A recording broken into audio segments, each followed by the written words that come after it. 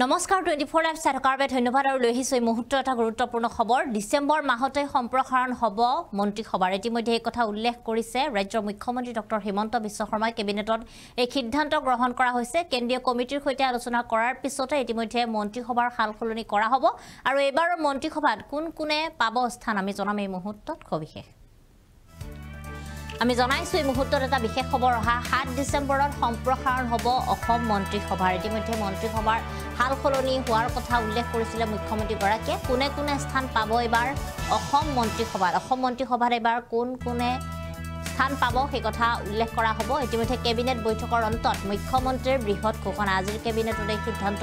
গ্ৰহণ কৰিছে ৰাজ্যৰ মুখ্যমন্ত্ৰী গৰাকীয়ে বিজেপিৰ কেন্দ্ৰীয় নেতৃত্বৰ সৈতে হ'ব এই বিষয়ত আলোচনা আৰু আলোচনাৰ অন্তত সিদ্ধান্ত গ্ৰহণ কৰা হ'ব ইতিমধ্যে বৰাকৰ এজন মন্ত্ৰীয়ে স্থান পাব এবাৰ কেবিনেটত বৰাকৰ পৰা এজন মন্ত্ৰী এবাৰ কেবিনেটত স্থান পোৱাৰ আছে পূৰ্ণ সম্ভাৱনা এই কথা উল্লেখ কৰিছে ৰাজ্যৰ মুখ্যমন্ত্ৰী গৰাকীয়ে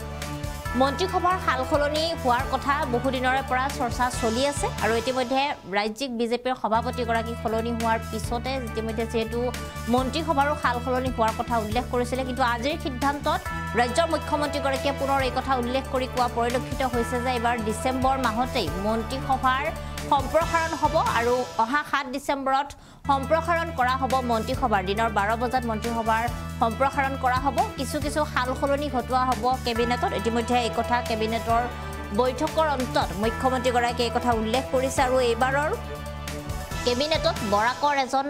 মন্ত্ৰী স্থান পোৱাৰ সম্ভাৱনা আছে বুলি কৈছে তেওঁ কি বিভাগত তেওঁ মন্ত্ৰিত্ব পদ দিয়া হয় সেই কথাৰ বিষয়ে ইতিমধ্যে আলোচনা কৰা হ'ব বিজেপিৰ কেন্দ্ৰীয় কমিটিৰ সৈতে আলোচনা কৰিব ৰাজ্যৰ মুখ্যমন্ত্ৰী গৰাকীয়ে আজিৰ কেবিনেটৰ অন্তত কেইবাটাও গুৰুত্বপূৰ্ণ সিদ্ধান্ত গ্ৰহণ কৰিছে কেইবাটাও বিষয়ক লৈ ইতিমধ্যে ৰাজ্যৰ মুখ্যমন্ত্ৰী গৰাকীয়ে উল্লেখ কৰিছে বিভিন্ন ধৰণৰ কামসমূহৰ লগতে বিভিন্ন বিষয়ক লৈ তেওঁলোকে আজিৰ দিনটোত আলোচনা কৰি বিভিন্ন গুৰুত্বপূৰ্ণ সিদ্ধান্ত গ্ৰহণ কৰিছে আৰু তাৰ মাজতে অসম মন্ত্ৰী সভাৰ সম্প্ৰসাৰণ হোৱাৰ কথা উল্লেখ কৰিছে আৰু ইয়াৰ লগতে ডিসেম্বৰ মাহতে সম্প্ৰসাৰণ হ'ব অসম মন্ত্ৰী সভা 7 ডিসেম্বৰত দিনৰ 12 বজাত অসম মন্ত্ৰী সভাৰ হালখলনি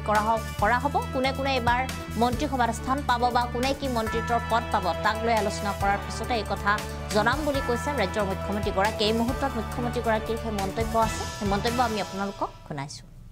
এটা ক্ষুদ্ৰ সম্প্ৰসাৰণ কৰা হ'ব আৰু ডিটেইলছ অহা কালি বা পৰহি আপোনালোকে পাব 7 তাৰিখে 12 বজাত আমাৰ মন্ত্ৰী সভাৰ এটা সৰু সম্প্ৰসাৰণ এটা কৰা হ'ব এজন হ'বনে দুজন হ'বনে তিনিজন হ'ব হেতু অহা কালি মই দিল্লীত কথা পাতিম তেতিয়া মই গম পাম এইখিনি অসম মন্ত্ৰী সভাৰ এটা ক্ষুদ্ৰ সম্প্ৰসাৰণ কৰা হ'ব আৰু ডিটেইলছ অহা কালি বা পৰহি আপোনালোকে পাব